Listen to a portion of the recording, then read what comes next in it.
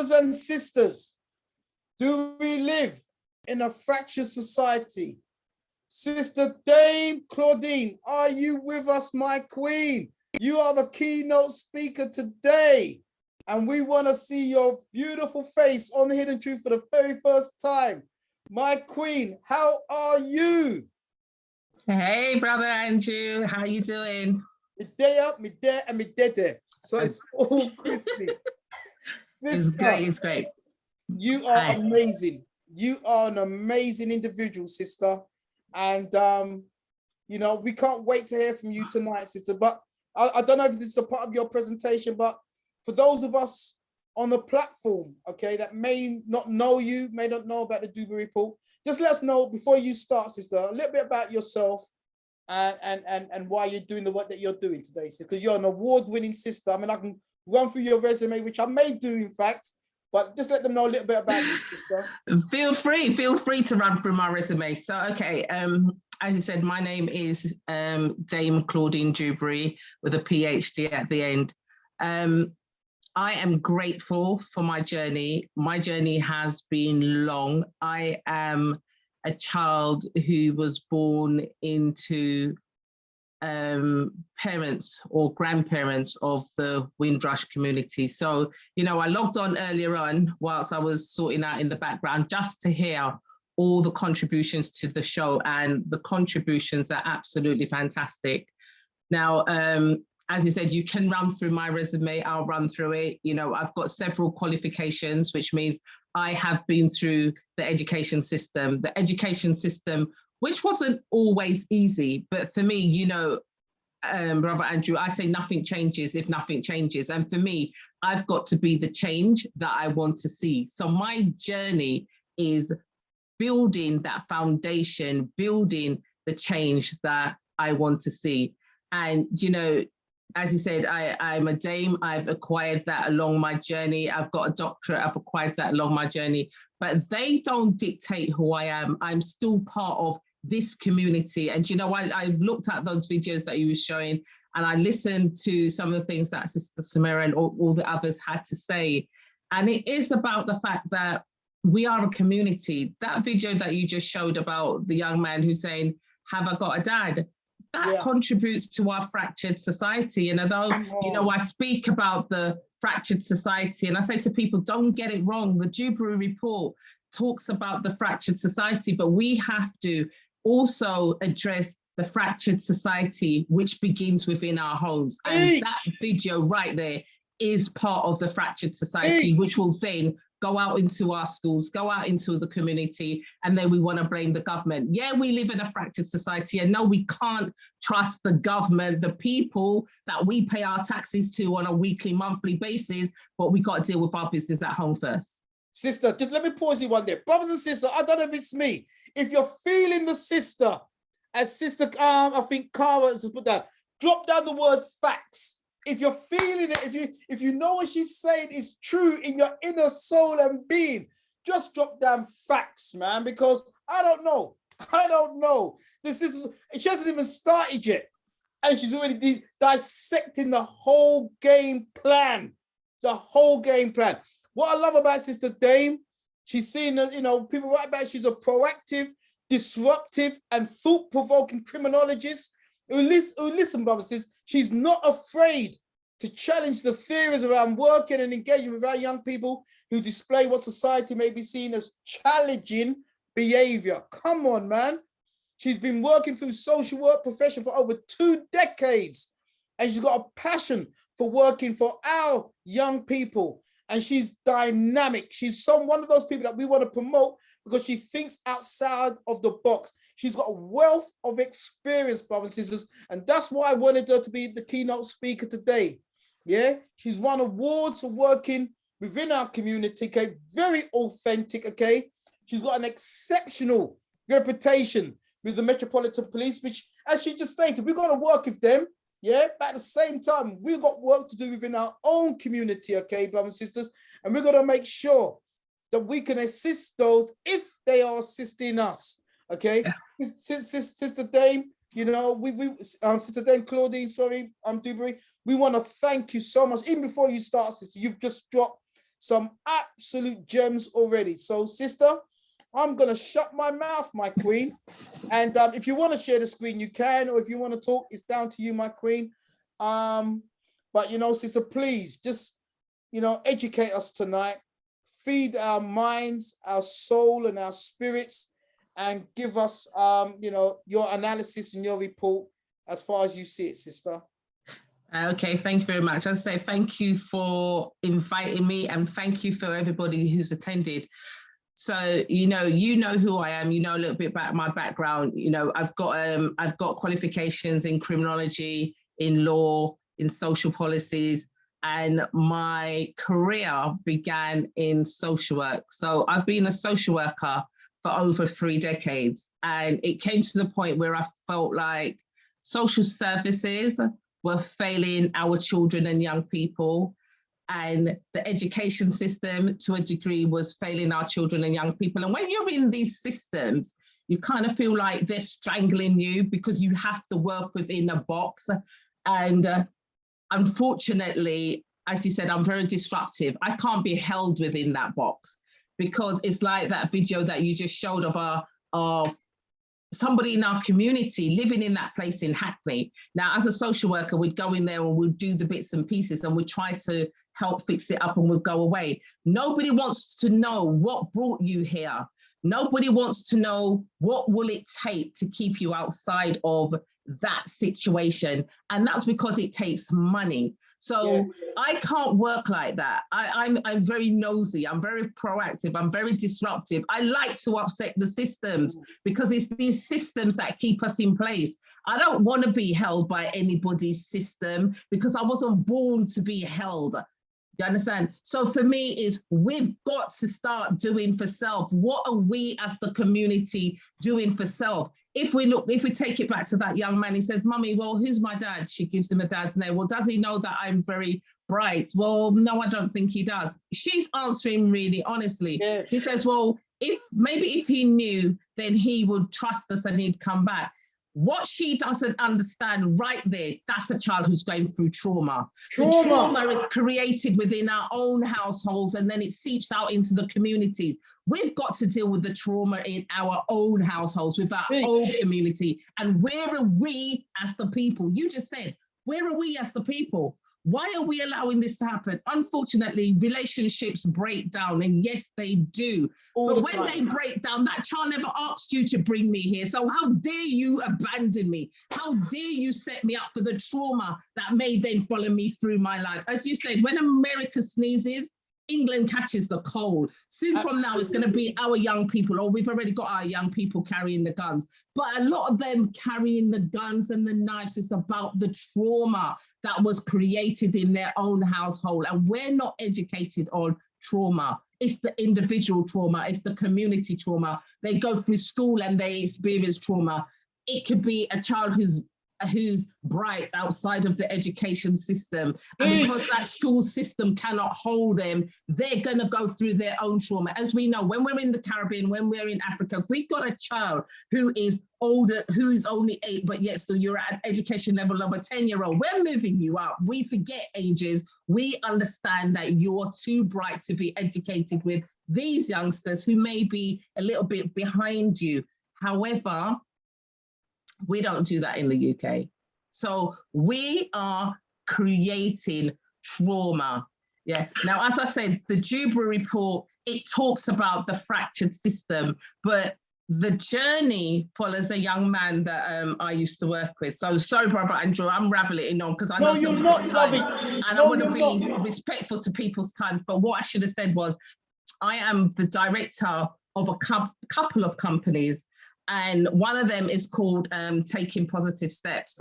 And you know, with myself and my business partner, we've not only got programs that run in schools, we've got programs that run in the community. We've got the school patrol program. And as you said, I work with the police. I don't care who they are, because if we don't go and work with them, somebody else is going to work on our behalf. Somebody else is going to be out there saying, I think this is what the community needs. Well, where are we saying this is what we need? Where are we?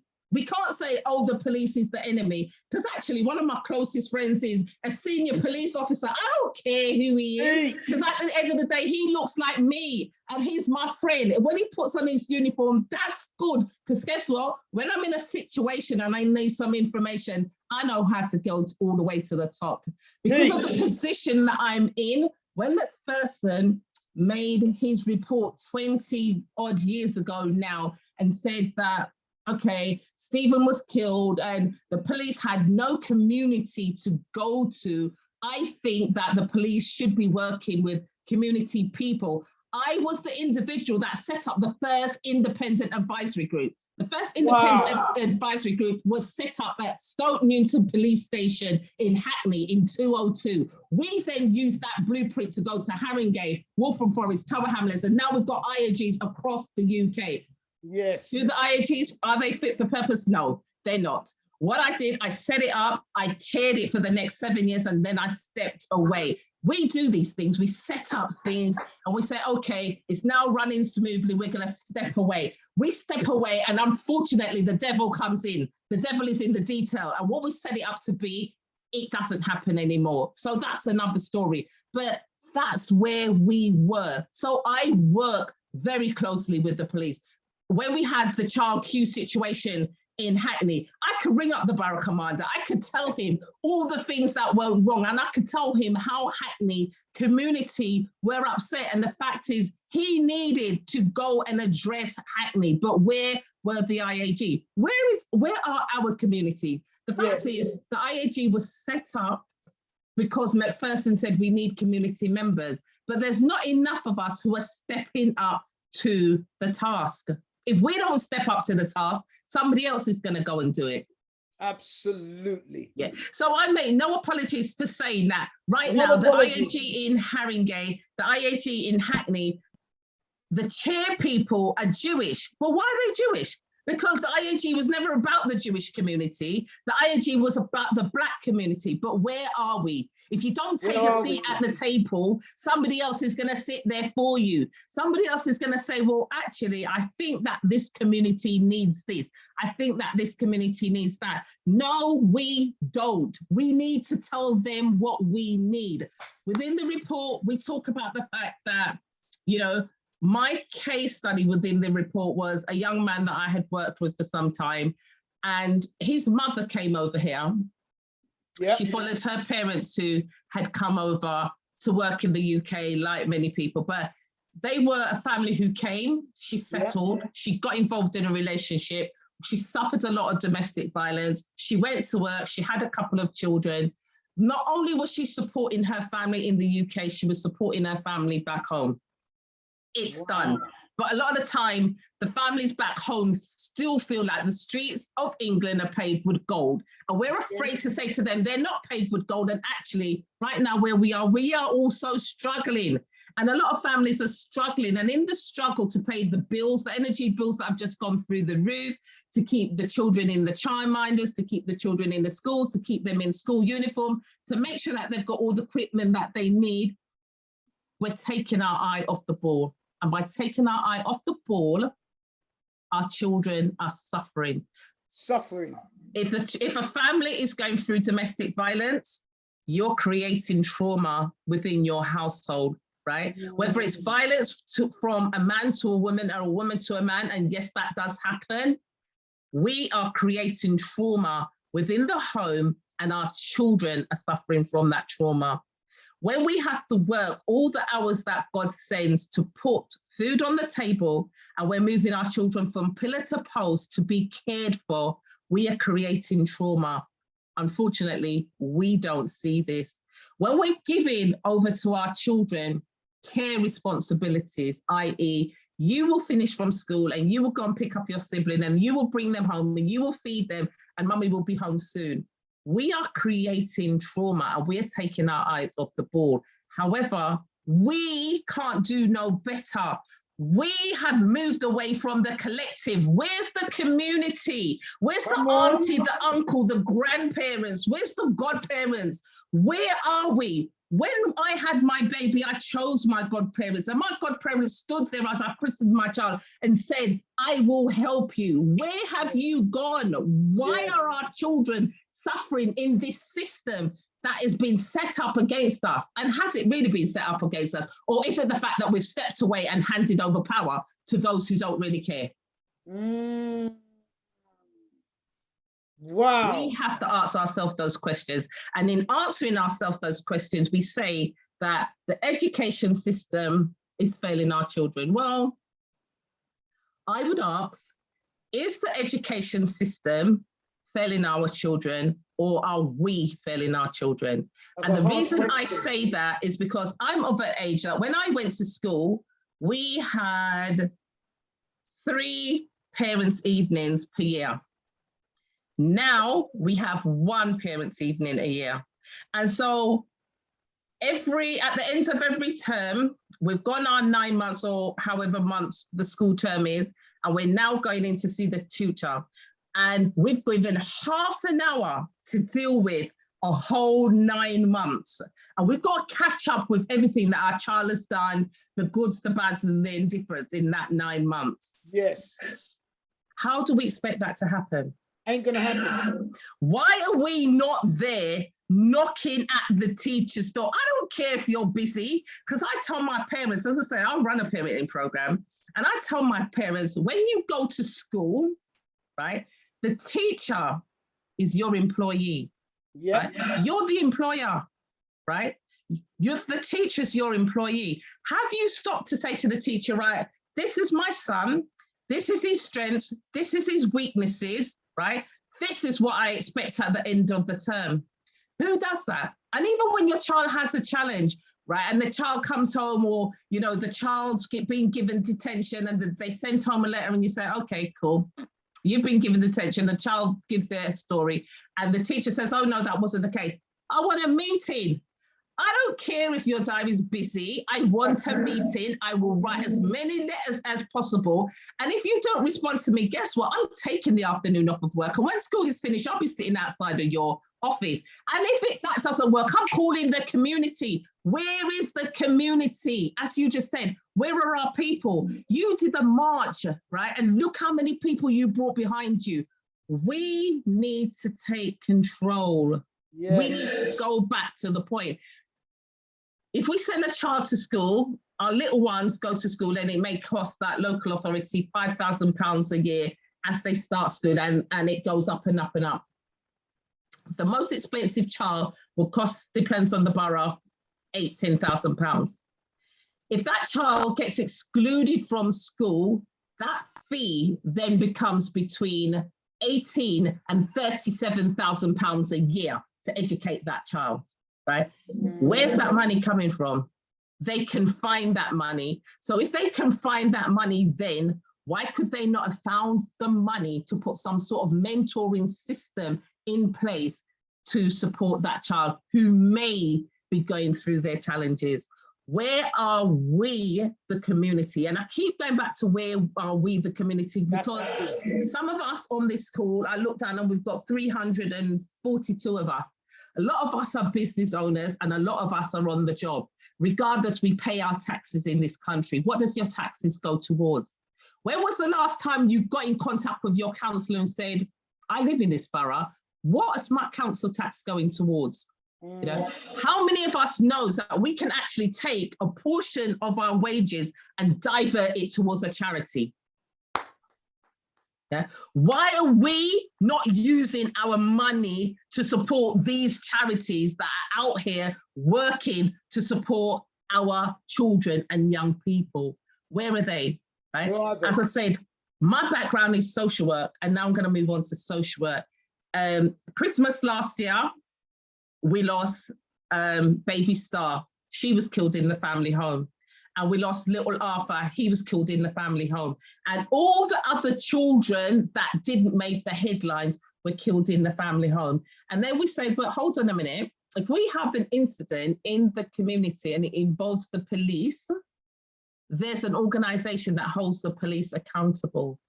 Where's the organisation that holds the social workers accountable? Woo! Who's holding social services accountable for what they failed to see. Now, for me, I know that when we go out and we do assessment, let me put myself in that social worker's shoes who should have known about baby star. She would have gone in and she might have done an assessment. And when you go along, the house is nice and clean, because families are very deceiving. The house is nice and clean and everything's in its place, and she walks away, but she's only given a couple of hours, right? Social workers need to know, you need to make unannounced visits. You need to spend more than 2 or 3 hours, but can we? Because you've got a manager on your back who's saying, if they don't meet the threshold, move on. But I haven't had enough time to know whether or not they meet the threshold. But because that social manager is saying, well, excuse me, Claudine, they didn't meet the threshold, and actually Tom's family down there needs you. And next minute we know Star is dead. Who's held accountable? It's all about finances and it's all about money. But that's the same money that we're paying as our taxes. It's the same money that we're paying into the system. Who's holding them accountable? Come on, sister. Come on, Sister Dame. Right. So then we look at now, so we've lost them through social services because they didn't quite meet the threshold. We've lost them in the education system. Now we're sending them out to the alternative education provision. Now, I'm not going to knock all alternative provisions because we have some very good ones who try their best. But we know it's a breeding ground for those young people on the streets who want to rope our children into doing things that they shouldn't do. Now, a lot of times when things happen to our children on the streets, mummy would say, well, I didn't know that was happening. Of course we didn't know it was happening because we're out there doing the government's work and we've taken our eye off of our children. And there's no grandparent, there's no auntie, there's no uncle. We've taken our eye off of the ball. Our children are roped into something where they think a chicken and chips or a phone because mine's is broken, or I'll just borrow £5 from my friend because my mum didn't have it. All of a sudden they're into a different situation, right? And now we've got social services, we've got the education, we've got the police, we've got safeguarding. Everybody's around the table. And where is the community? Because now all we can see is, oh my God, social services are about to take my children. Social services don't want to take your children because social services don't have the resources to care for all the children that they would like to take. But they prey on the most vulnerable families because where is the team around that family? And where is the solicitor to back that family? When we go to bat with these organizations, we've got to go with our own ammunition. We've got to have our solicitors that is going to bat our cases. We've got to have our barristers that we know we've got them in our back pocket. Sister Dame, I don't want to stop your flow. Beloved, you're on a flow. You're just shoot. Sister Dame, I don't know if we can do anything about this, but a Kelsing official, it says Dame Claudine for Prime Minister. Now, since we want to just, no, don't laugh, sister.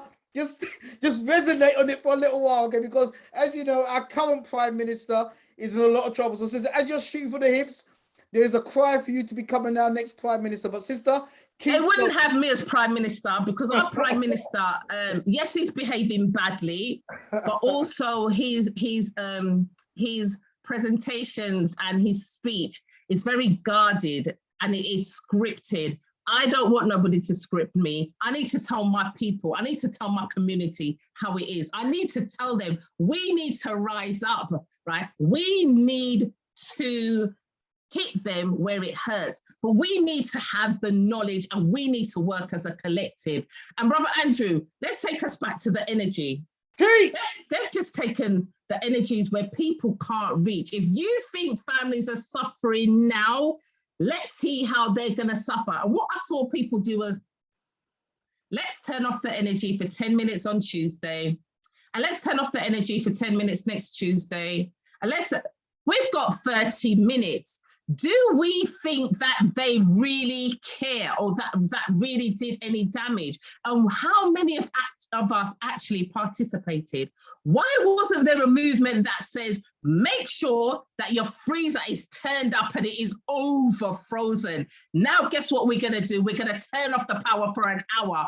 Every hour on a Sunday, between 11 and 12, we're going to turn off the energy. and we're going to hit the grids. Do we then see how it would have hit them? 10 minutes here and 10 minutes there is doing nothing for them. They don't care, and the people ain't motivated enough. The people are not together enough, and I'm not disrespecting any of my people on this call, but what we got to understand is that we're fragmented and we're living in a fractured system, and the fractured system may have been created by them, but guess what? Nothing changes if nothing changes, and how are we gonna change it?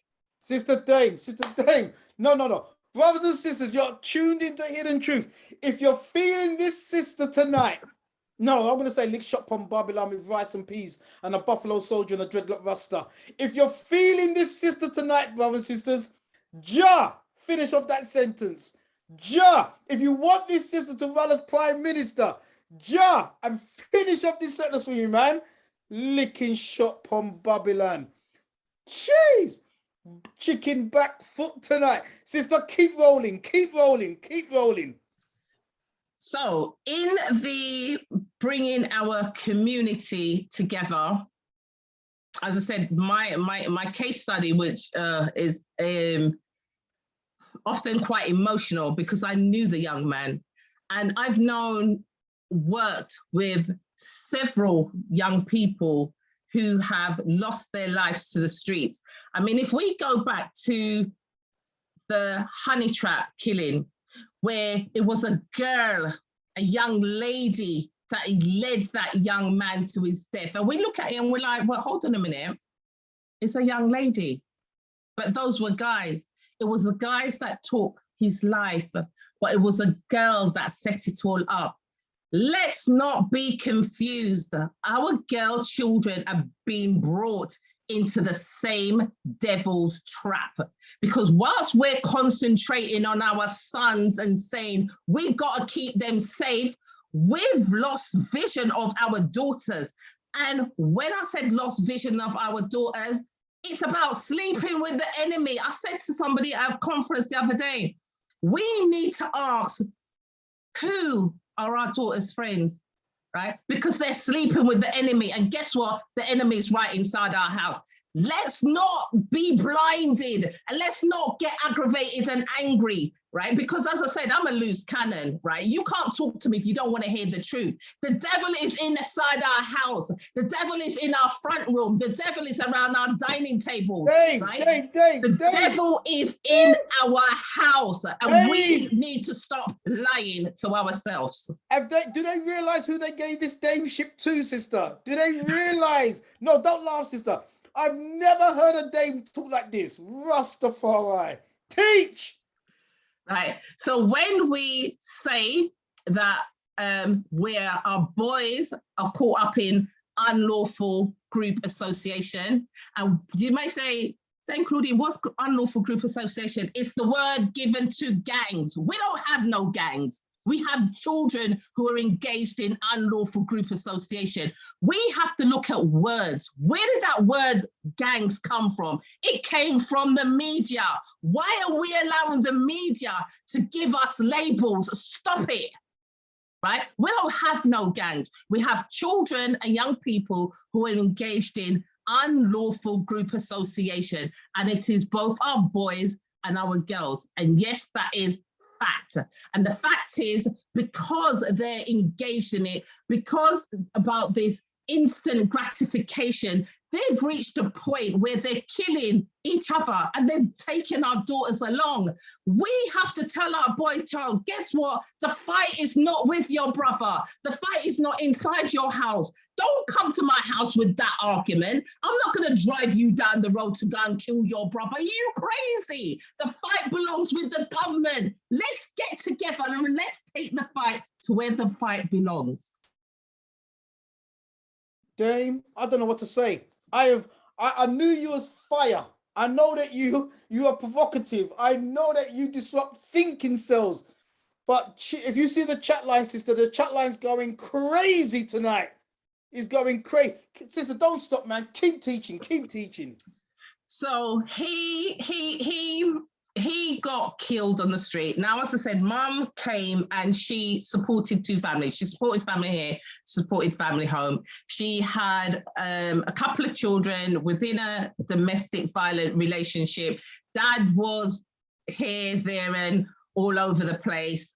He had a couple of other children out. And when I saw that little boy just now saying, does my dad know what I exist? It kind of, it resonated. It created a lot of emotion for a lot of the children and young people that I work with. And that's not just Black children, that's children across the board. But right now we're dealing with our children, yeah? Yes. It resonates, right? Dads, we got to stop doing this. Brothers, we've got to stop doing this, right? And even if you and that woman can't see eye to eye, I don't care, right? Your child needs to eat. Your child needs to go to school. Your child needs shoes. Your child needs clothes, right? So you can't be dressed out there in all those name brands that actually don't belong to your name, because actually your name is Mohammed. That is your legacy. Stop buying Versace because they don't care about you, right? That's your legacy. You got to make sure that your child knows that you care. And even if you have 10 children, guess what? You better gather all 10 of them in your mother's house, in your auntie's house, in your grandparents' house, in your house. I don't care where you gather them, but they all got to know that they are equally loved. And although I may not live in the household with you, I love you just the same way I love the others, because you are the start of the trauma within our families, within our communities. And whilst the men on the line are saying, but hold on a minute, we're taking a bashing. No, hold on, I'm about to come to the mothers as well. Because when you keep locking your child's father outside, when you keep telling him, unless you don't give me your last dime, you can't see that child. When you keep telling him, well, actually, you're over there now and I don't want you to be a part of this family, you also are creating the trauma within our community. If he don't have a job, but he can babysit, accept the babysitting.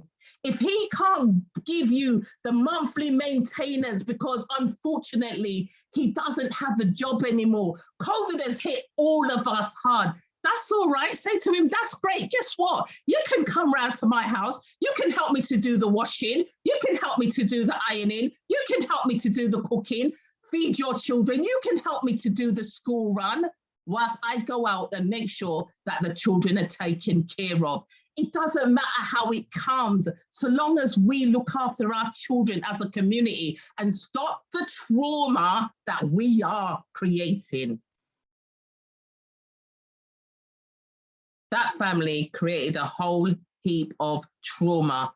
So now a little man's on the street and he's got involved in the wrong crowd, and all of a sudden, mum is fine. She's really feeling the pinch, and he has been excluded from school, and she doesn't understand this excluded. She's expecting him to go back to school in a little while, but instead he's gone to a Peru, and she doesn't know. And he, although he's enrolled in the Peru, he doesn't go to the Peru. He's now caught up with the street life, and now one day he's come home and he's got an injury, and a lot of young people are very good at coming home and saying, no, mum, it's all right. I just fell off the bike, or me and my friends were playing, or something's happened. And mum says, okay, you know, she doesn't look beyond maybe. We've always got to look at the maybe, because when these children get involved in the streets, they're taught how to be deceiving, right? We can't allow them to deceive us. Excuse me, we weren't born big like this. We know how we used to deceive our parents. So come on, get your act together. He deceived mum, and all of a sudden he was bringing home some money, and he was giving her some money. And she knew in her heart and heart it weren't all right, but she needed the money and she took it. Within 9 months, that little man was dead. He was dead because he became a runner on the streets. Now, when all this showed up, she honestly said, I didn't realize what he was into, but it crushed that family and it crushed his siblings. And therein lies the trauma, because now not only has mum got to deal with the loss of a son. She's now got to deal with the children that she's got left behind. You've got to be strong for them, but they've lost their older brother. Where's the trauma going to lead them? Now, school are not often equipped to deal with the loss of a family member. And so sometimes it is necessary to refer them to CAMHS. Now, people will say, Dave Claudine, what do you mean CAMHS? My child isn't mad. Let me be very clear. The Children and Adolescents Mental Health Service can be your best friend when you need support for your child. When we need support for our children, sometimes we have to go to the lion's den and take time come out in order to progress. So even if somebody says, okay, a child, a young person is going through a situation and we feel that they need some help, or even if the school didn't say, I think they need some help, you go to the GP and then you say, right, this is what my child is going through. I think my child will need some help. And the GP will say, oh no, this is all right, you know, maybe they're just suffering from lack of sleep. No, they're not. They go to bed at a reasonable hour. Okay, well, maybe they're just exhausted. No, they're not. Or maybe schoolwork is too much. Yes, maybe, but at the moment, I think that there's something else going on. Something that is more deep rooted. Remember, a lot of children, especially in the lockdown, became very locked down. They kept a lot to themselves. They didn't talk. And this is another thing that we've got to do. We've got to talk to our children. We've got to talk to our young people. We've got to talk to them. We've got to engage. Right? They don't pay no rent in your house. So when I say come and sit at the dining table and come and talk to me, you better come and sit down and come and talk to me. We're having a conversation. Getting a referral from your GP to go into CAMHS can be the best thing for your child that is suffering from some sort of trauma. I'm not saying to go and take the medication. We don't want no medication because that in itself is a different route to hell. We're saying what we want, seeing as you want to label us, is that label that says I can now take my child back into school and I can say my child needs an educational support plan, or my child has some sort of passport, learning passport that says my child may have anxiety, my child may behave in an angry way.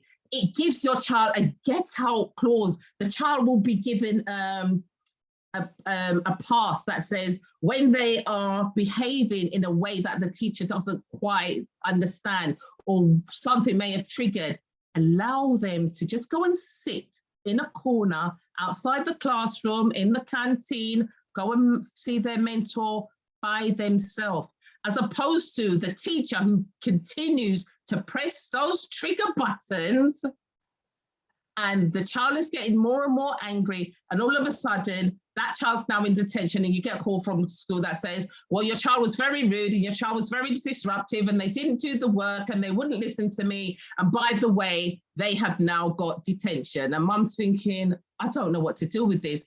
No, they're not having detention because guess what? They've got a learning passport. They've got triggers. Did this teacher know that they've got triggers, and what are you doing to support them? A lot of the schools, especially when you've got good head teachers, will work with you, but you've got to use the avenues that you've got. And that's what I'm saying. It's about education. We've got to get on board because you will find a lot of the other communities, right? Me, as I sit here, I work within our community, but I've got a passport to go and work within the Kurdish community. I've been invited to work within the Kurdish community.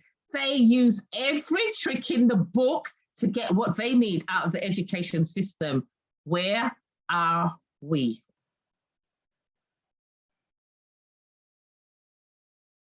We've got to do better. We've got to do better. We've got to do better for our children and young people.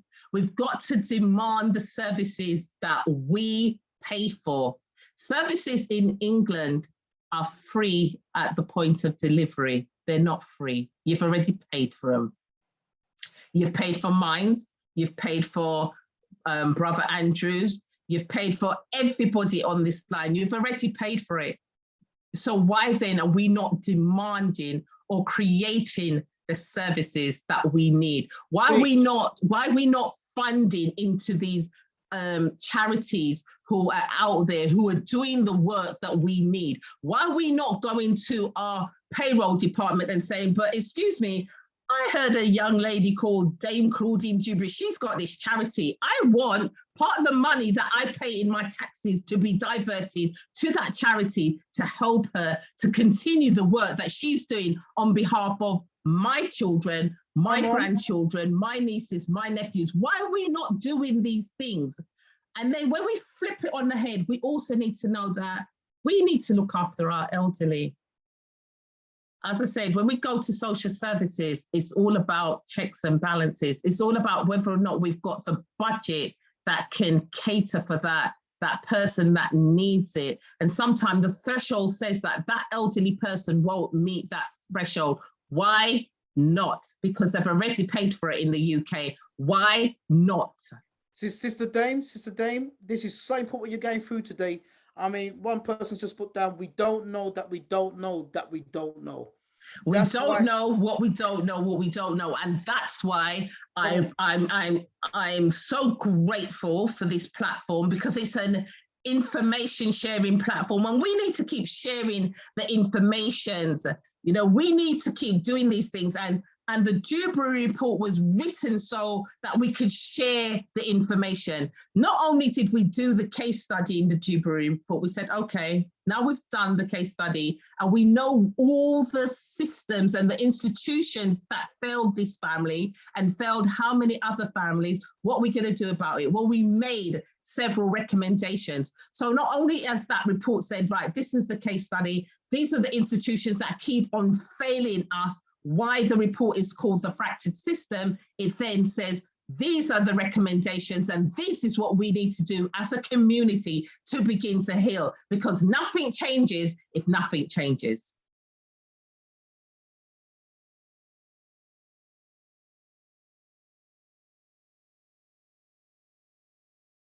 We need to do better. That report is out there for us all to read. It is a report that's gone through to the government. It's out here for us all to read. The public launch will be next weekend. All of you who can get down there, there'll be discussions like this. I think we've got 5 or 6 keynote speakers who are equally as passionate as myself, who the government, nobody cannot put a bridle on our mouth because we're not having it. And we're going to jump up and down, but we can't do the changes by ourselves. We've got to go together as a collective. We've got to go together as a community. And I'm absolutely fed up of having these conversations where people sit behind the cameras and they say, yeah, okay, let's do this, let's do that. And when push comes to shove, as you said, where are we? Who's fixing up that young man's house? How many wood people carpenters have we got on this platform? How many plumbers have we got? How many, I don't know, who do we need? Who is fixing up his house to make sure that because you know the local authority ain't coming in to do that. And actually, if we try to move him out the house, they're going to say he's made himself intentionally homeless. But did he? What is the root cause of why he is living like that? Who's addressing the root cause? And where are we? How are we going to help him? Look at his house, for goodness sake. You know, who's going to help donate a cooker? Where's the charity or the fundraising that's going to say, right, guess what? Brother Andrew, Dame Claudine, whoever else, guess what? We're finding this house. We're finding this family. We're going to put in a new boiler. We're going to fling out everything. And together, you know, there used to be that show that used to come on TV where it just took them a day to redo a whole flat. Well, that will take us more than a day. It might take us a week. It might take us 2. It might take us a month. We don't care. Where is the community behind this family? It may be a health hazard, but if the local authority moves them out, they're liable to find themselves as intentionally homeless because they've allowed that property to fall into disrepair. It may be the case that they have a mental health problem. And so, yes, they may move them out, and underneath the Mental Health Act, they might place them somewhere else. Are we about to take that chance, or who has bothered to go and find out, as I said, who is this people and what's the root cause? There's so many root causes to what's going on in our community, but where are we? 335 of us on this call. Where are we? 335. And if we do a follow-up call after we've prayed the video on this, I'm sure we can double these numbers. Where are we? Where's the movement? Taking positive steps is creating a movement, because we are not going to come and leave this land without there being a legacy. When I looked back at, I talked about Sky and Arthur and so many, Baby P, Victoria Colombier, and in doing the research, so many children have died. And if I asked you, how far back do you think that goes? I don't know if anybody would be able to tell me, but there you go. There's the question. How many years do you think that we've been losing children in this system because there isn't a movement, there isn't a collective, there is no authority that holds social workers accountable. There's an authority that holds doctors accountable. There's authority that holds the police accountable. Where is the authority that holds social workers accountable? And I'm not talking about the main grade social workers, because a lot of the time main grade social workers are used as a scapegoat. I mean those at the top of the chain who are holding on to the purse strings because their executive director's been paid £97,000 a year, while that child down there cannot even get above the threshold to receive services. Peach. There you go. Wow, sister, can I just come in 1 second, my queen? Please do.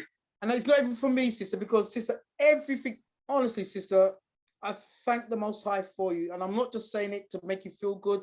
Sister, you're talking into the core of our being. Sister Samira, are you there? Sister Samira, are you there? I am sorry, I was posting some links, but I already messaged you to say that I absolutely love. Come on. Mr. Dame Claudine. Come on. Duberry, PhD. Come on. And you know, so Brother Andrew knows about my personal journey and story. And let me share something with you, brothers and sisters. If you're really listening to what our sister is saying, then you already understand why you need to be at the Reclaiming Me seminar. Because what is trauma? Trauma is a deep experience that then can perpetuate itself and be passed on generationally. Well, that's when I said that you can't heal and you can't serve from an empty cup. And that's the problem that we've got. We've got broken people having children. Don't get me started on this subject, because Brother Andrew knows I'm going to explain a little bit with some decorum. I'm very passionate about the fact that our young people, and especially when we start looking at statistics, 86%, brothers and sisters, 86% of Black women in this country have suffered domestic abuse and violence, or they know of someone who has. Those statistics are not even right, because we know it's higher than that. Fact. Because there are statistics, and then remember, our culture is that we don't actually talk. But then we have to ask the question as to why don't we talk? I have a few things in mind as to why that's the case, but you know better than me that those statistics are shocking and that it's actually higher than that. And that is what is leading to this trauma. What you said is beyond spot on. I've been applauding. I've been texting Brother Andrew saying, I love this woman. Because literally everything that you said, it boils down to this. Everyone wants to blame white people. I'm sick to death of everyone that wants to blame white people. Come on. Brother Andrew, we can't keep doing that. We can't keep doing that. I'm done with the talk. Unless you can look yourself in it. When you're pointing one finger, white people are this, the school is this, the police are that. There's three pointing back at you, family. When you point a finger, look, three are pointing back at you. So what does that mean? It means you need to take accountability. You need to take responsibility for yourself. I'm so relieved that someone has said this on a platform like this, where we have the reach so that each one can reach one and then teach one, that it's for us to take responsibility, and then you're better placed to instill that into your children so that we can then take our healed household and benefit another household, like a candle, lighting another candle. Yeah, totally agree. Passing on this trauma. Oh, I'm so honored to hear you speak, sis. Sorry. It's not even my talk. I'm just a mini host. Sorry, Brother Andrew. But Brother Andrew knows that we've had these conversations. And when I look at the statistics, especially when we break down naturalized African versus Black British Caribbean households, why is it that Black British Caribbean households are failing in education system versus our brothers and sisters from the continent? Sorry, it's because when we look at us culturally, we're into all the name brand clothes. We're into modeling and popping style. But when it comes to education, your child is your responsibility. Come on, preach it. They're not there really and truly to teach your child. It's a vocation, it's a skill, it's a gift. Not everybody has it. You need to take responsibility for your child. All of us need to take responsibility for each of our children, but stop blaming the teachers when you're not helping your child with homework, when you don't know where your child is at 5, 6, 7 o'clock at night and they're under the age of 16. Come on now, family. No, you don't want me. But also you need to ask, as you said, you go back to the education system, you know, I always say to parents, I don't necessarily look at Ofsted reports when I'm choosing a school, because Ofsted reports can often be whatever you want them to be. Because as you know, when Ofsted is coming in, a lot of the schools, if they've got 15 bad children and they know that those children will create mayhem, they will make sure that those children are not there. But the question is, where are you at parents' evening? Where are you before their parents' evening? And you know what we're very guilty of? If we want to go on a holiday, we're going to sit down, we're going to surf the net, we're going to decide how much money we need to pay for the fare, how much money we need when we get there, what we're going to do when we get there, how long we're going to be away from. We've got it down pat. Right. But when it comes to our children, we don't put in that much effort. You take your children and you leave your children at that school gate. Those schools are there to educate them. Yeah.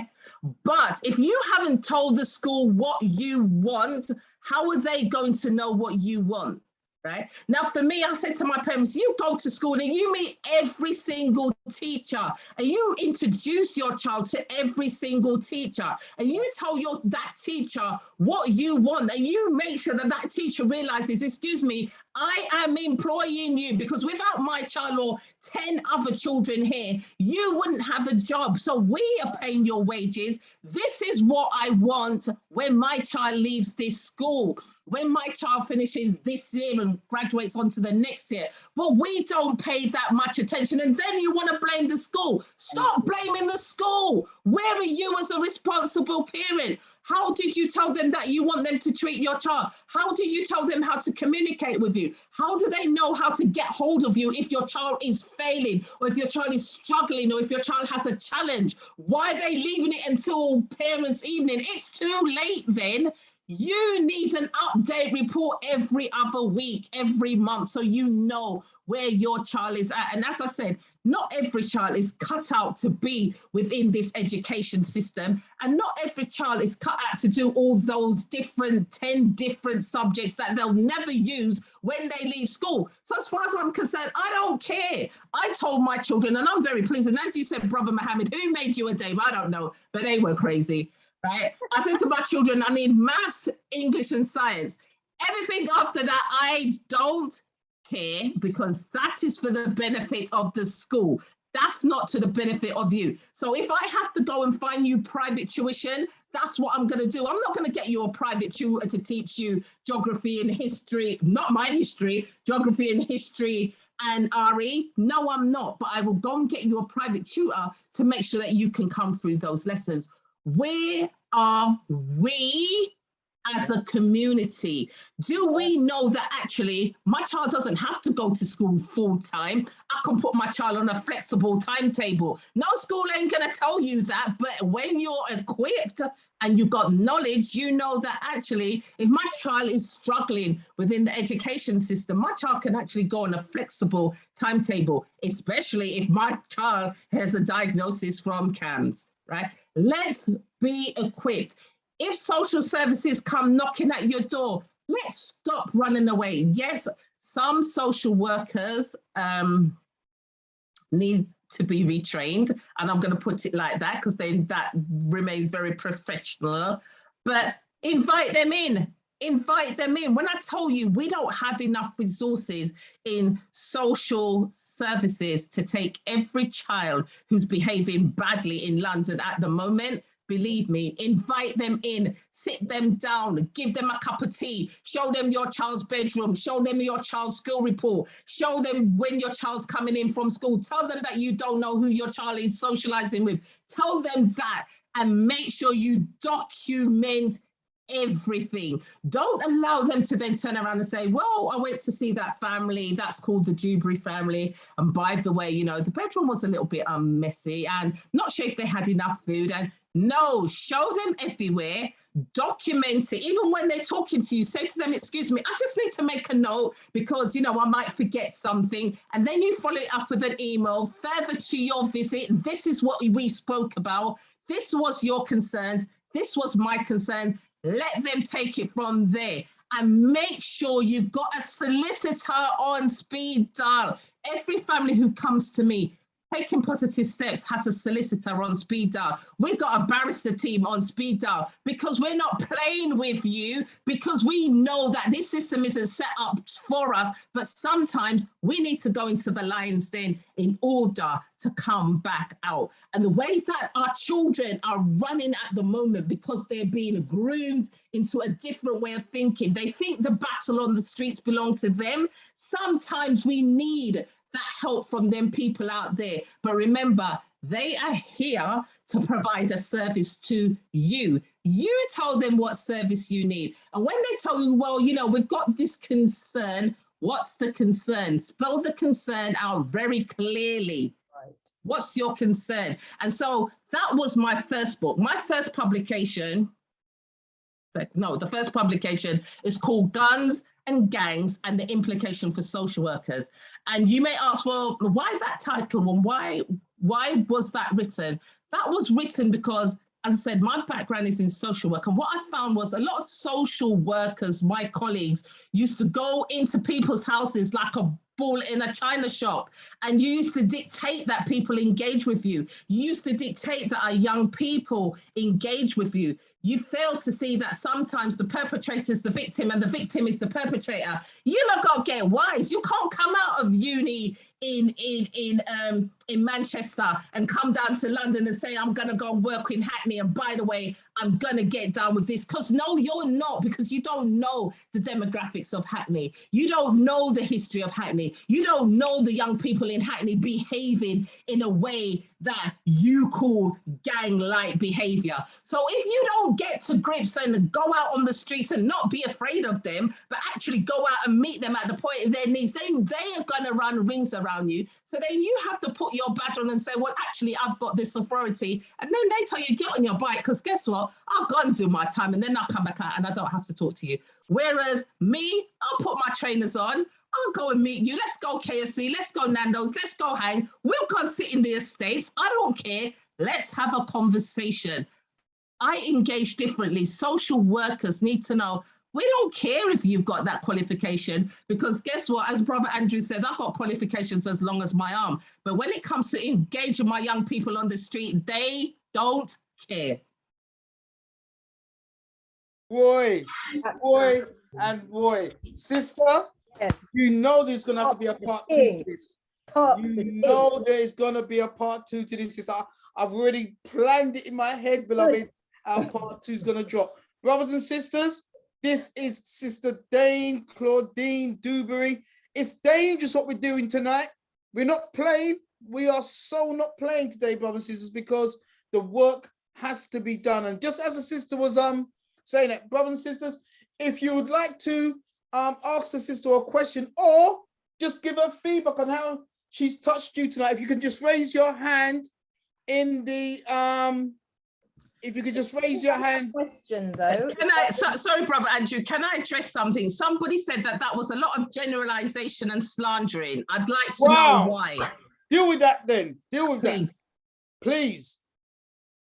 I'd like to know why they think it was a lot of generalization, because the generalization comes from lived and worked experiences. Absolutely. So in that case, it can't be generalized when you live it, when you sleep it, when you're out there to see the children dying, when you're there to catch them when they fall, when families are constantly failing, when our threshold in social services are so high that a lot of our children can't get services, when CAM's list at the moment is so long that children can't get in anyway, how can it be generalization? I'm not generalizing. What I'm saying is, as a community, we need to stop relying on services that can't provide for us, and as a community come together collectively. Because if we deal with the trauma that is within our households, if we deal collectively with the trauma that are being created by domestic violence, that's being created by the street gangs, as the community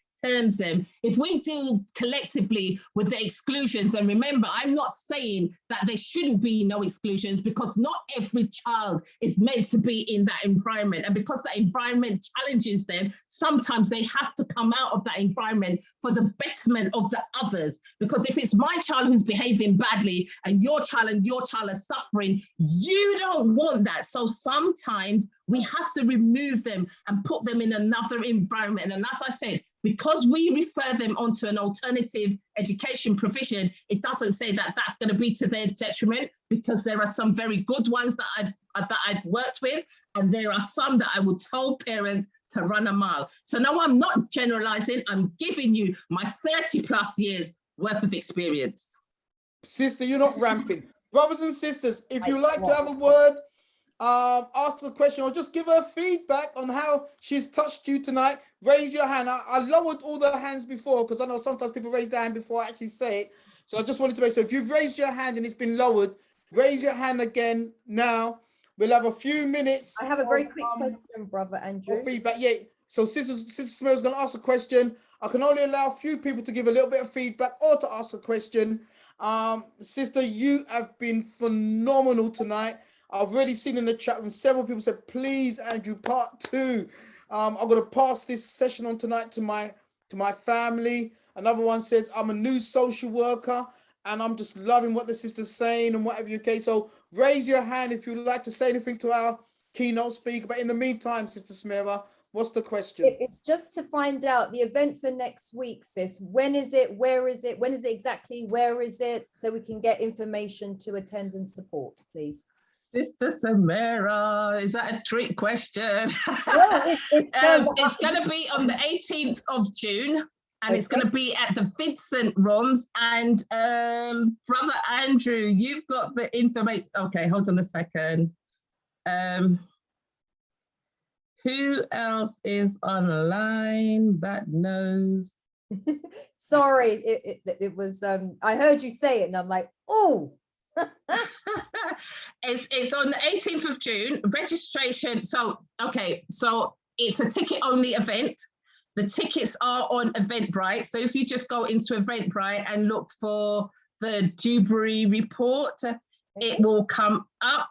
It is going to be at the Vincent Rooms, which is the Kingsway College at Kingston, but I'm actually looking for the full postcode. Right, okay. So it's at the Vincent Rooms, which is SW1P2PD. So that's SW1P2PD, and it's at the Vincent Rooms, Vincent Square, London. Registration is at 11:30. It'll go 11:30 until 4:30. I did my exams there. This is many years ago. Right, okay, we're not going to show you age, but yeah, so that's where it's going to be. As I said, it will be a round table of, we've got round table conversations.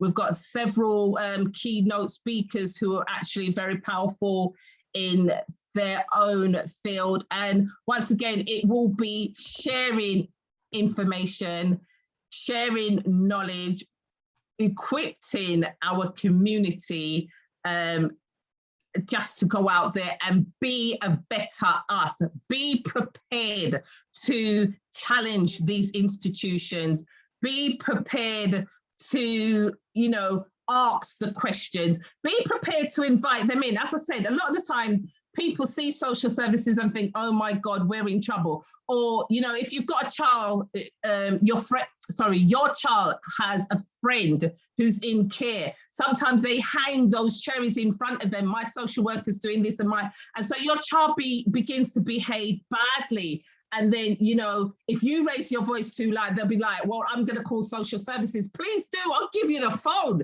Let's invite them round for dinner. Because it is a scare tactic. A lot of the time we want to run away from social services because we see them as two horns. But we still have the very, very good social workers who we also need to support, because as I said, especially those coming in afresh, especially those on the ground, they need our support, because a lot of the time they take the instructions from the team leaders and those who are above them, and it's not always them. They don't pull the strings, and a lot of the time it's about budgets. So even when the manager says go out and do an assessment on that and go, you know, you would have done the whole assessment, you come back and say this is it, your manager will say, well, don't actually think we've got the budget, but we'll refer them to early help. Early help doesn't have a budget, and early help can't do nothing for you. So stop giving families the runaround. So this is what I'm saying. So I'm not here bashing any service. What I'm saying is we're living within a fractured system that we have contributed to.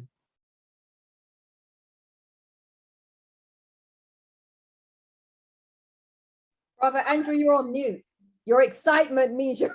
Yes, sorry, forgive me, sister. Absolutely to the point, beloved. I'm going to bring in one or two people, sister. And if they do ask a question, if we can have it as short and succinct as possible. And as you do, beloved, fire it from the heart. Sister Kaz, what you say, my queen? Hello, is that me you're talking to? Yes, it is, Yeah. Sister Kaz. How are you? I'm not too bad, thank you. Just a quick question.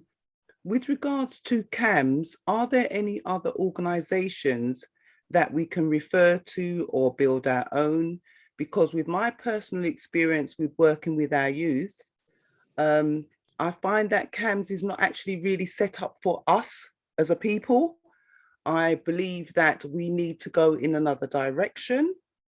And I would just like to know if there's anything else that we can turn to, or any other organisations. Good question.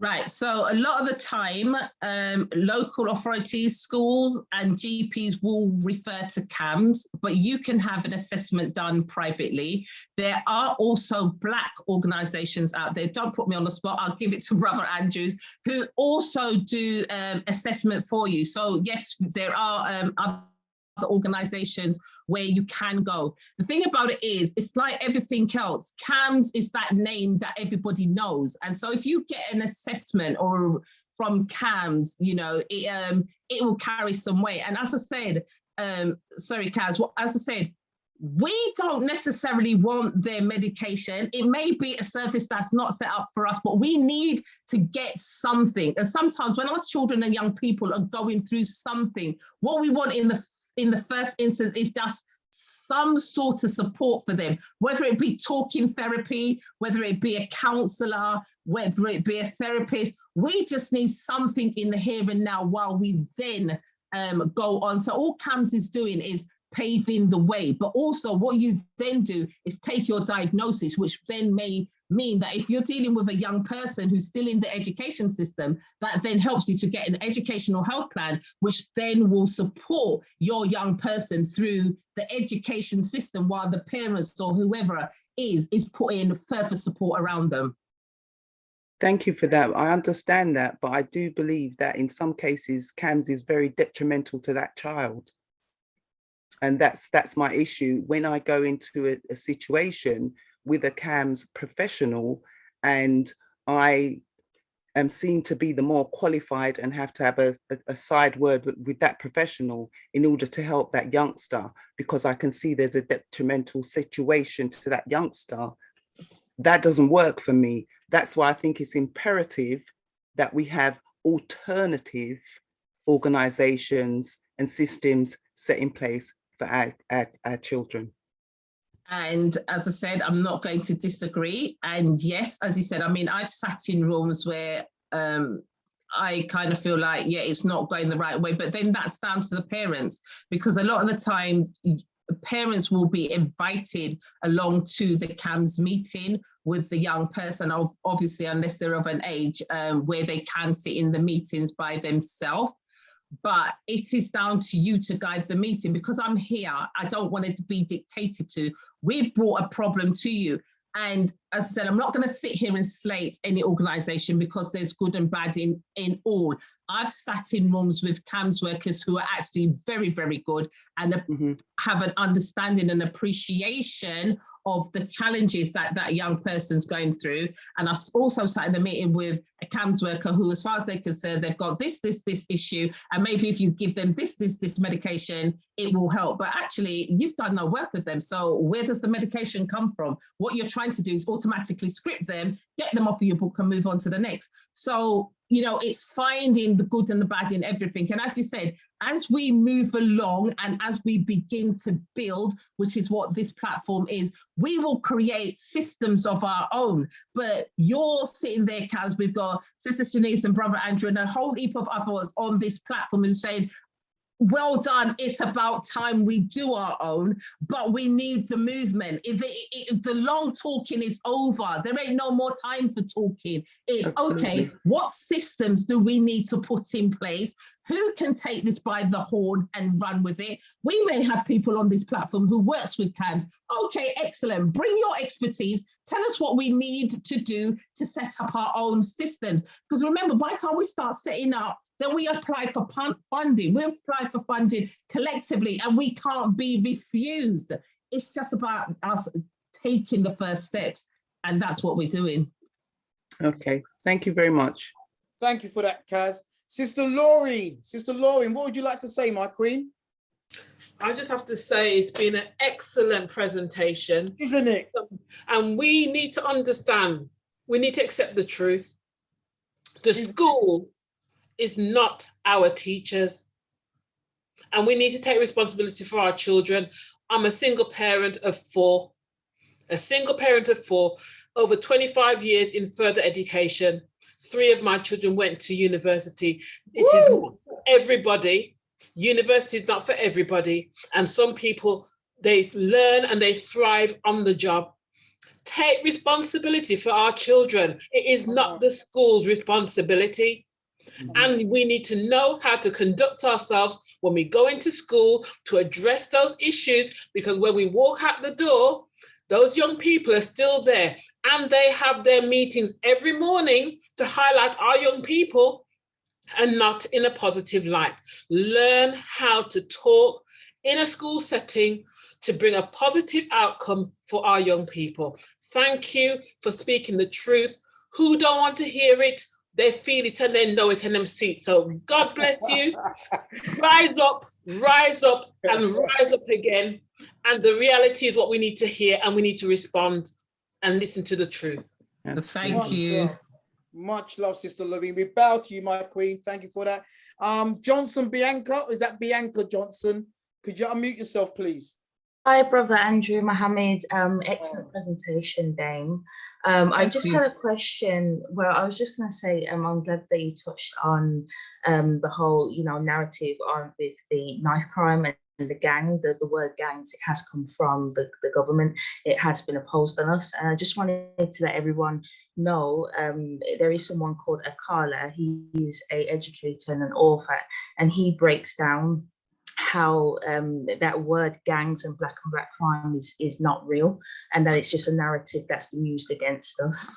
It's a brainwashing tactic which the media uses against our young people. And like you said, Sister Dame, these, you know, these so-called gangs, it's just young people who need guidance. I also wanted to say as well, for those that I know CAMS, I know it is known that CAMS isn't really directly for us. Yes, it's something that we can use, but for us as Black community, it's not always, you know, working for us. But I would still say, like Dame said, still use that system, because yes, the waiting list is very long. But we are in a crisis right now. I'm quite young myself, but you know, I do work with young people, and I'm seeing this every single day. Attending funerals quite often. Our children need help. Like it's really, things are really bad right now. So just if you do feel that your children need support, just put them on the waiting list. You know, the waiting list can probably save another child losing their life. And then also the other thing I wanted to say, Sister Dame, was you mentioned about having a solicitor on site. Is this a solicitor that is provided by social services, or is this something we have to go about ourselves? And if so, how can those that are involved with social services go about accessing a solicitor? Because it's not always easy to kind of get a solicitor straight away, especially if a child is being removed. And for most people, especially finances is a problem, when we're not always to just slap the money out and get a solicitor. So just for those who are on the court, are you able to explain how we navigate getting a solicitor when we are approached by social services? Okay, thank you very much for your feedback. So sorry, I've lost what you said, but I'll answer your last one. Okay, so if a child has been removed by social services and you need to get a solicitor, you automatically get legal aid. There ain't no paying out, because that's a case social services have brought against you. So you will automatically get a solicitor. The only thing I would say is be very careful when commissioning a solicitor. So as Brother Andrew said, I've just got my fingers in everything. So I've got a WhatsApp group that's called Parenting with Purpose. And in it, we've got about 200 individuals, parents, school teachers, everybody. And a lot of the time, people will come into that group and say, my friend, my whoever, we need a solicitor. Taking positive steps is affiliated with a set of solicitors. So if we know that somebody in our community needs a solicitor, we will automatically refer them to our solicitors. And I know that our success rate is very, very good, regardless of what social services throws against you. Now, in the promotion for the upcoming report launch, I've done some interviews and I've shared them quite widely. I'm not sure if anyone's seen them, but in one of them, I'm talking to a mum who explains her challenge with social services, the fact that she had an issue with social services and social services had removed her child from school. Now, she was one of our parents, and our solicitors acted on her behalf. And although that little man was out the family home for about 4 months, he was then returned to the family. And I suppose the challenge for a lot of parents is when social services moves your child, you just think, oh my God, will I get my child back? And a lot of the time, what they tend to tell you is, oh, you won't get your child back. If you get them back, it will be up to 26 weeks. 26 weeks is 6 months. And that's the length of time that it takes to hear a court case. So although people go into panic mode, I often say to them, forget the panic mode. You know, even if the child has to stay in foster care, or a lot of the time we push for social services to do a viability assessment within the family so that that child can be placed within the family home while whatever concerns that social services has is being addressed. So what we tend to do is push so that the child, however old they are, is then placed within an extended family, so maybe grandma, auntie, whoever, but they're with a familiar body. So what social services have the duty to do is do a viability assessment of somebody that you recommend for the child. if all else fails, then that child goes into foster care. But as I said, a lot of the time, social services will place the child within the family because foster care is a lot more expensive. And by placing the child within a family setting, they don't pay to have that child in that family setting because you're not a registered foster carer. So that's the way that they look at that as well. But no, it is important to try and have solicitors that you know of, that you've worked with before, or that come to you highly recommended. And I often say, try get solicitors that look like us, because at least then you know 99.9% of the time they're battling honestly on your behalf. Thank you so much. The last thing I wanted to say, for those that are looking for support for their young people, Black Minds Matter is good, but it is for people that are over the age of 18. But if you are looking for young people to get support that are under the age of 18, you have a charity called Project for Youth Empowerment. I don't know if you know them, Brother Andrew. They are based in London. I'm from Birmingham. But yeah, it's called, I will put it in the chat, Project for Youth Empowerment. But that's all I wanted to say. Thank you for the presentation. And trauma is a real thing, especially trauma is what is killing our families. And as Sister Shanice says, we run around saying it's the white people, it's the government, it's the everything else. But we need to start off by looking inside and having some really challenging and honest conversations. And it is challenging and it is honest. And sometimes, you know, Sister Shanice and I, you know, she was saying about domestic violence, and a lot of the time women go through, or even men go through domestic violence, and we as a community never know. And I said to her, well, do we know why? We don't know why, because we live behind closed doors. We don't want to be spoken about. We don't want our business to be spoken about. We don't want to be judged. And also that goes to when parents are struggling with their children. A lot of the time we won't come to Brother Mohammed or Brother Andrew or Sister Shanice and say, do you know what happened?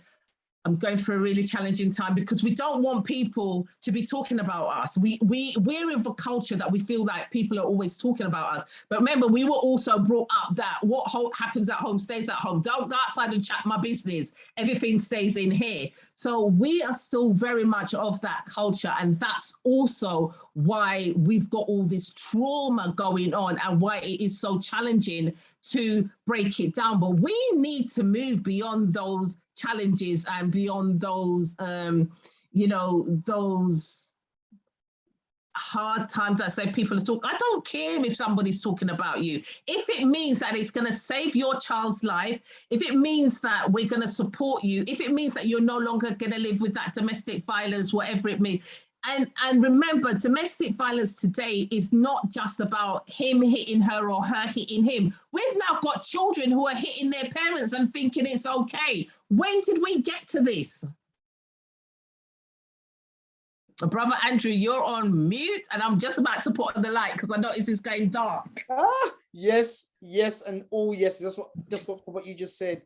You know, Sissy, you're absolutely on the point. And sister, I'm going to ask you publicly now, would you be willing to come back and do a part 2 for us? Yeah, of course I will. Of course I will. Absolutely. It's been really great. As I said, I wasn't here to slay anybody. So no, sister, you didn't come across that way either. Please don't even explain that. It was phenomenal, sister. And we like people who speak with passion, with facts, and with emotional intelligence. And you've expressed all of that, sister. So please don't explain it. You are, I mean, you saw the feedback. I'm hoping that you get time to read the chat line, because everyone is just saying this is just phenomenal. And what's been beautiful about you, sister, you know, you're doing it with such a phenomenal spirit. And sometimes we do have to go into that areas that maybe we're looking at ourselves a bit more deeper, and it may be painful to look in that mirror sometimes, but we have to look in that mirror and see warts and all. And you've done that. Yeah. Fantastic. So before we finish, sister, are there any last words you'd like to say? Because this has just been phenomenal. I'm not joking, sister. Absolutely amazing. Thank you so much. The only thing I would say is someone says, where are we going wrong? We're not going wrong. It is wrong already. We are not going wrong. It is wrong already. There's many reasons for why things are going wrong. There's no single reason. As I said, we can look at the education system, we can look at the police, we can look at social services, we can look at the young people behaving badly in school, we can look at the exclusions, we can look at the domestic violence, and the list goes on and on and on. What we need to do is start picking them apart, having the very challenging conversations, and start putting wrong right. And in doing so, we need to move as a collective. You know, as the lady says, I can't remember what her name was, she said, right, okay, well, CAMS doesn't work for us, what do we do? If it doesn't work for us, we need to start creating systems that does work for us, but not just creating them. We need to make sure that they work, because, you know, my mum would say, ain't no good getting out the pot and getting into the fire. If we're just going to create something which is going to create even more trauma because the systems are not set up correctly, then it ain't no good doing that. We might as well keep working with what we're working with. And then remember also that we pay our taxes into this system. So in that case, if you pay your taxes into the system, what are you asking for? When was the last time that you contacted your counsellor to say, by the way, what's happening in my borough? What are you doing for my children and young people? What's going on in the education system? Where are you sitting? Are you a school governor? Where are our school governors? We complain about the school system. Do you know, if we had a whole heap of black school governors, how we begin to change the status quo? We don't have none. We've got a very few. A couple of weeks ago, we did a governor's training. There was 5 people on that governor's training after I had advertised it. We can't keep complaining about the things and we're not prepared to change the status quo. As I said, come down to the Duberry report, book your ticket, come and see me, come say to me, yeah, you were phenomenal, or actually, I think that you were a bit harsh. I don't care, my shoulders are broad, I can take it. But the one thing I'm going to do is I'm always going to be very honest and open. I've seen too many of my young people die. At the moment, I run a prison program in one of the high security prison, which is HMP Swellside. HMP Swellside has our lifers in it. Those are young people who went in there at 15. They're now 30. They don't know when they're going to see the light of day. Where did it go wrong? We need to stop this happening. And as we know, our prison system does nothing that's called rehabilitation. Our prison system is a holding space. Then they throw you back out if you're lucky enough to come back out, and nothing has prepared you for this big wide world. So then we have this revolving door. We have got to take charge. The black pound counts. You get paid by these jobs for doing their work. Send some of your money to Brother Andrew so he can continue doing what he's doing. Look around you and see the charities that are out there trying to make a difference, and say, instead of keep giving my money to Boris Johnson, who don't need it, instead of I keep paying those chief executives who are on £97,000 a year, and I know that taking positive steps needs some money, instead of supporting the local mayor, we're not talking about Sadiq Khan, we're talking about your borough mayor, who is also on between £97,000 and £160,000 a year. Let's divert the money that we earn. Sister, I'm telling you, beloved, loving every single, I know Samira, I'm sure if Jarita was here, she'd have been telling on her camera. Sister, you are absolutely on point. As Sister was saying, it's about us taking charge. In 2 weeks' time, we have the MP for Lewisham coming down to address our young people. We've literally set up a questions and answer series. We want our young people to make sure that they understand that having the MP amongst you is nothing new. In fact, it's an opportunity to ask her or him, what are you doing for the youth in our community? What are you doing in terms of the street situation? What are you doing in the schools? What are you doing to help my parent get a chance in education, or to get a chance? We've got to make sure we bring these people and make them accountable to our community. But it means us making that step first, brothers and sisters. And one of the people said we need black schools. I agree. We need to be working on different levels. But one easy way of getting a black school, Let's take over the governorship of that school. Let's flood it with black parents becoming governors, and you'd be surprised, brothers and sisters, what powers that you have, the decisions that you can make, and you're telling the head teacher the policy of that school. But we've got to do it, brothers and sisters. And you know, there are many different ways that we can unite and bring our situation together. Brothers and sisters, it's been an amazing. Sister, please keep doing what you're doing, beloved. You are a blessing and a love to our community. And Sister Samira, please share one more time on the platform where the sister's going to be next week, the book launch, any further details. I want to give a shout out to Brother Anthony. Didn't get a chance to hear him speak today. That's another bad general we got there. Oh, Brother Anthony, how you doing, my king? Yeah, I'm good. I've just posted something in there for you guys to look at, blackgovernors.org. That's what we set up to recruit black governors into our school. So please visit it. Yeah, I will come to talk to Andrew on his show one day about the other bits of work that we're doing. But yeah, we need to collectively work together, otherwise nothing's going to change. Fantastic. Brother Anthony, as I said to you, brother, I am looking for you to come and be a proper contributor to our show, man. But you're very humble, brother. And, you know, we thank you for making sure that this took place tonight, brother. We appreciate you.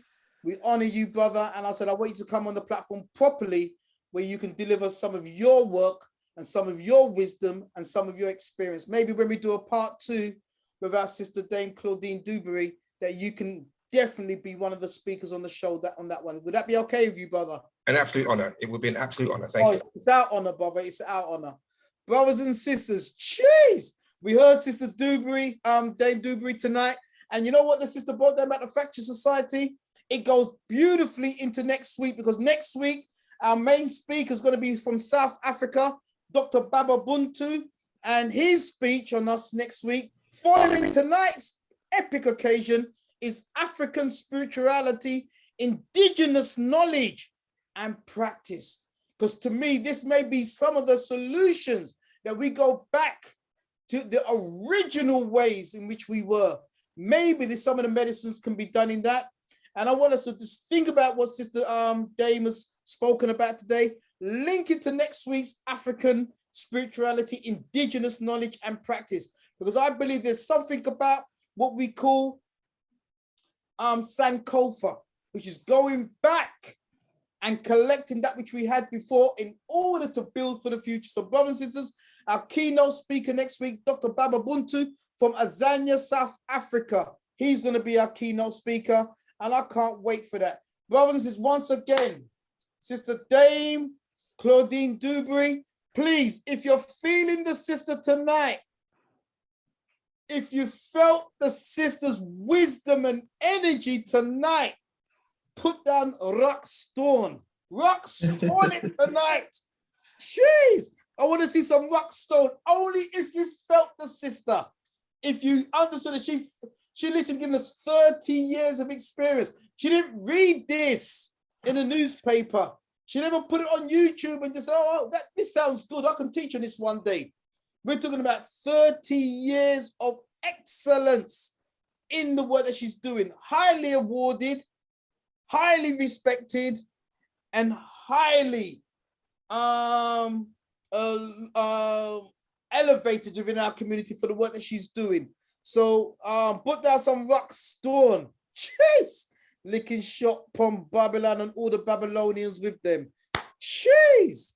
Brothers and sisters, let's not forget, we got the Windrush Caribbean Film Festival. We were blessed to have Brother Gary, the co-founder of this organization, and Sister Yvonne, the representative from Wales, our Wales division.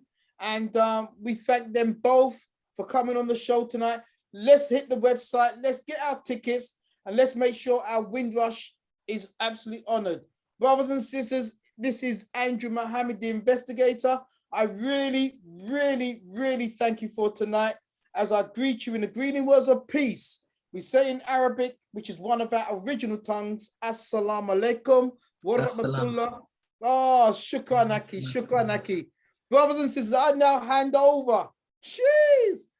to Sister Samira, licking Babylon. It was